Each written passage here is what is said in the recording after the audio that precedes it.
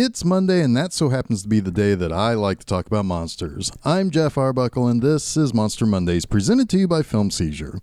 You can catch new episodes of Film Seizure with myself and Jason Oliver on Wednesdays, but Mondays are for me to talk about monster movies. The moratorium is lifted, so this means Godzilla Raids Again. After the 1954 Japanese release of Godzilla, or Gojira if you want to be that guy to get me on a technicality, Toho, the production company behind just about every great monster outside of King Kong, decided a sequel must be ordered immediately. How immediately was it ordered? Well, how does 2 weeks after the release of the original sound? Yeah, after seeing how the response was to Gojira, executive producer Iwa Mori decided it had to happen while the fire still burned with audiences. He told producer Tomoyuki Tanaka to get that sequel made ASAP. Sadly, Ishiro Honda was not available as he was making another movie at the time, so they turned the film over to Motoyoshi Oda. And this didn't quite have the effect Mori hoped for. In hindsight, many believe they should have just waited for Honda to finish the film he was working on to direct the sequel. But fearing a loss of excitement and momentum, Godzilla Raids Again hit theaters less than 6 months after the first film.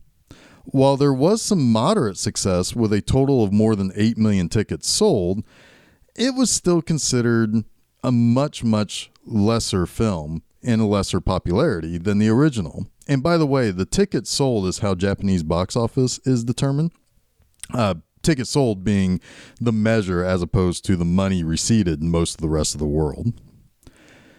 In fact, I wouldn't be terribly surprised if the release of Godzilla Raids Again had an effect and pushed the original out of some theaters, considering it came out only about 5 to 6 months after the original did. So there was a legitimate attempt to cash in on the excitement that the original had, but it may have also soured that a little bit as well. But anyway, with the rush production, the lack of Honda at the helm, and the general lack of excitement from just about anyone in Japan, including Toho Productions themselves, it nearly ended Big G's big screen ride. It would be 7 whole years before Toho would release another Godzilla movie after this. Interestingly, Godzilla Raids Again was released a full year ahead of the release of Godzilla King of the Monsters was in America. Of course, that movie was popular over here, and when the ability to import Raids Again came up, it was bought up and it got released in the US in 1959. However, somehow, the American ideas around Godzilla Raids Again kind of suck more than the rushed Japanese production. For example, the American producers who picked up the distribution rights from Toho, of which there were 5 of them, I might add, tried to scrub the entire plot to rebuild it with an entirely American story.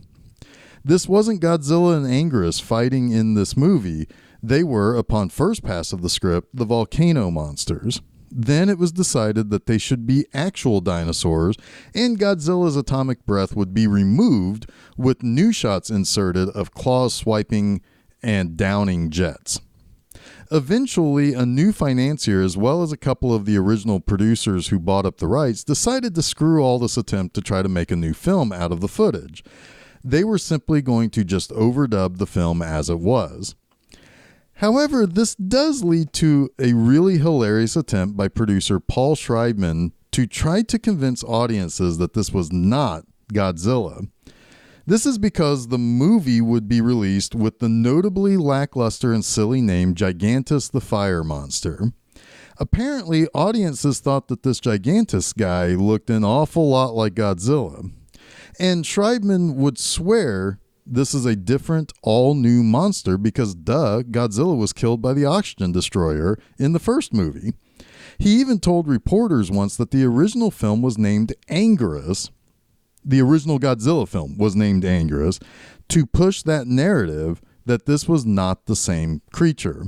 And he kind of failed. And by kind of, it was basically utterly failed. Most of the people who saw Godzilla knew that Godzilla Raids Again, or this Gigantus the Fire Monster, was a sequel. This film ultimately, in the United States and then North America, played a twin bill with Teenagers from Outer Space, which is not a great movie. At some point later, the distribution ran out in America as rights reverted to one of those producers who bought the rights from Toho, only for him to not have any real desire to sell rights to theaters or TV.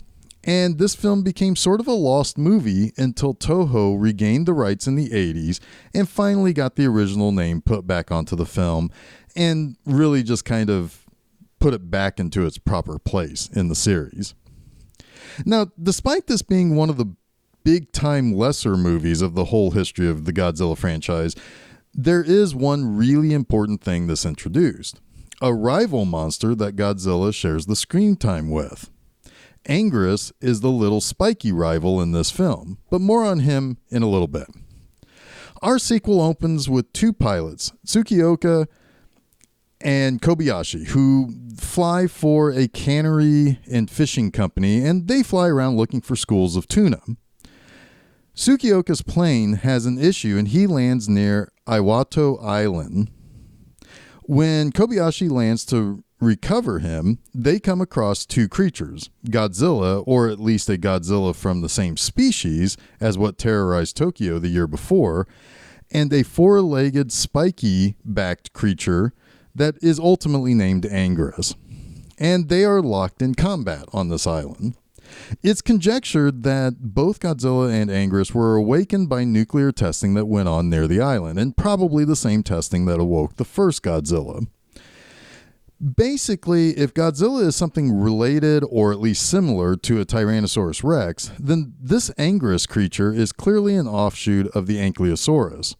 Either way, Godzilla and Anguirus were obviously old-time enemies from prehistoric times. I mean, clearly. I think it started with Godzilla pantsing Anguirus, then Anguirus said something about Godzilla's mom, and that was it. These guys have fought for millions of years since. Now, there's a bit of an issue with this being another Godzilla. Remember, in the first movie, conventional weapons were unable to kill the big guy. In fact, the only thing that was useful was a crazy dangerous oxygen destroyer bomb. Dr. Serizawa used it to stop that Godzilla, but he also died in the process, and oopsie daisy, he made sure there was no way anyone could get his formula for this potential super weapon. Oh, and to throw another giant monster into the fray now, all they can really do is figure out where Godzilla and Anguirus will make landfall and then try to use some flares to lure them away. Considering Godzilla seemed to be somewhat sensitive to light, that is really their only hope and their only plan. Now, Godzilla, though, isn't so interested in being as easy to predict as the government and scientists would like. He seemed to be headed directly toward Osaka and or Kobe, but then unexpectedly changed course. When people of those towns started breathing a sigh of relief and life returning to normal, but then all of a sudden Godzilla's course shifts again and brings them right back to Osaka. The flares do seem to do the trick as the city shuts down all the power and lights, and the Air Force launches the flares that really do work in holding Godzilla off from making landfall. However, there's a group of escaped convicts that take off through Osaka. What does that have to do with anything? Well, in the course of this high-speed chase, they wreck through the gates of a refinery and smash right into it. The explosion from their car lights up the sky brighter than those flares can, and Godzilla is drawn directly to Osaka. Now, Godzilla lands first, but Anguirus is soon to follow. The beasties have a big-ass fight in Osaka that messes up a good part of the town. It's a fairly awesome knockdown, drag-out fight. The fight scene takes up several minutes, but Godzilla eventually finishes off Anguirus when he bites the little guy's throat and then throws him off a cliff leading out to sea and then tortures him with his atomic breath.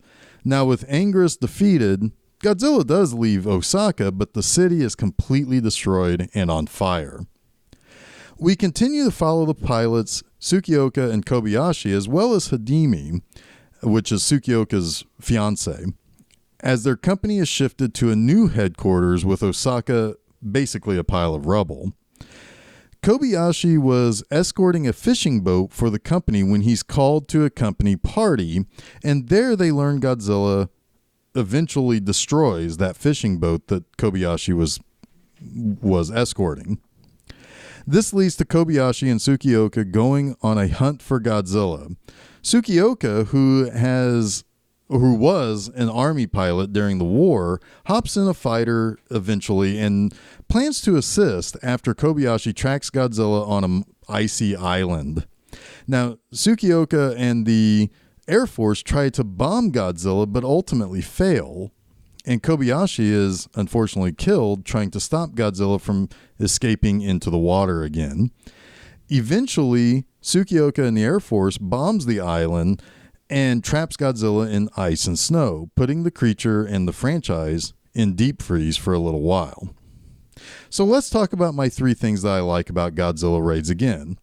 While the movie is not a particularly great example of what makes Godzilla great, I can still find some things to like about this. First, I have to say that while a lot of the existential threat of having to deal with an unstoppable attack is missing here compared to the original, there is one kind of haunting scene that does conjure up some of that feeling from the previous film.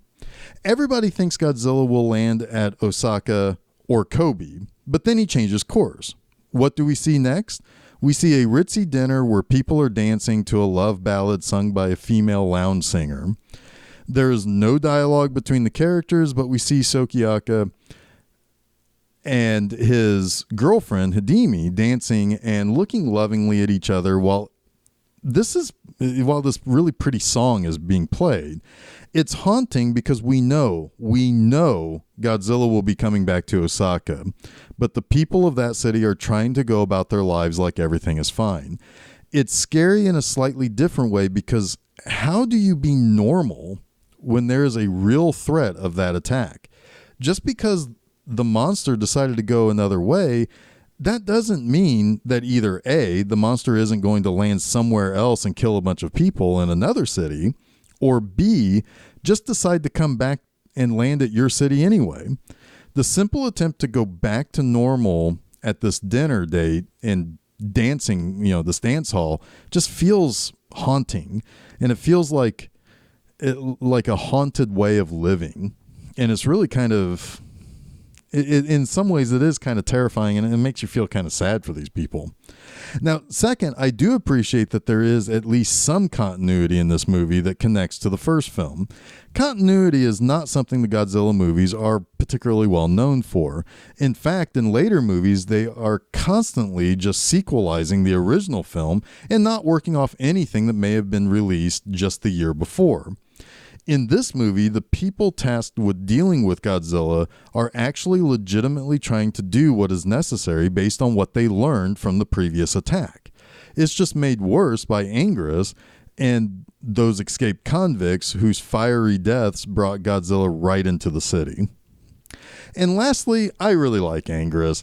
Even though he died in this movie, another version of Anguirus will return to the series later in the 60s and 70s, but as a friend to Godzilla, not a rival. In Godzilla vs. Gigan and Godzilla vs. Mechagodzilla, Anguirus is a bit of a sidekick. He's a cool design with spikes all over his back and nose, but the poor guy is constantly getting beat up. What's worse for the dude is that he doesn't just get beat up by Godzilla in this movie. Not only does he get his neck bitten all to hell, but he gets tossed into the sea and Godzilla roasts him like so much Arby's. I mean, the dude gets it bad in this. So that wraps up this week's Monster Mondays. Until next week, I'll see you later, and don't forget to check out new episodes of Film Seizure every Wednesday and a new installment of Monster Mondays each Monday on filmseizure.com, as well as places where fine podcasts are found like SoundCloud, Apple Podcasts, Google Podcasts, Stitcher, TuneIn, and Spotify. You can also check out new posts at my website, bmovieanima.com, each and every Friday.